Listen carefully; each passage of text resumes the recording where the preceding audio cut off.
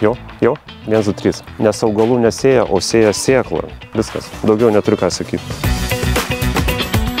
Kaip matote, su Tempo sėti rapsai puikiai peržiemojo, tarp augalų atstumai išlaikyti vienodi, dėka Tempo sėjamosios dozavimo aparato, nes ten irgi sėkla atsiskiria nuo diskelio po vieną ir jinai įterpiama į žemę suspausto oro pagalba. Buvo sėjama 20 vienetų sėklų į kvadratinį metrą, čia 35 vienetai kvadratinį metrą.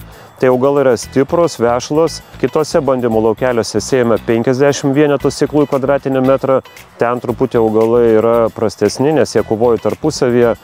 Tad išvadą galima daryti tokią, kad su Tempo sėjamai reikia sėti tikrai mažesniem normom, tikrai bus geri rezultatai.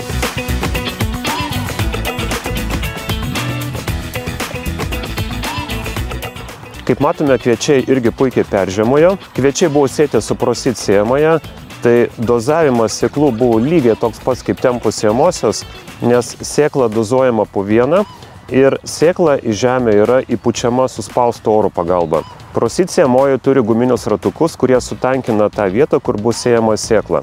Tai leidžia augalam sudygti vienodai ir kaip matome laukelėje, augalų visas aukštis visame plote yra vienodas ir augalai yra išsivystę vienodame tarpsnyje. Gali iškart ištrint, ką prifilmavai.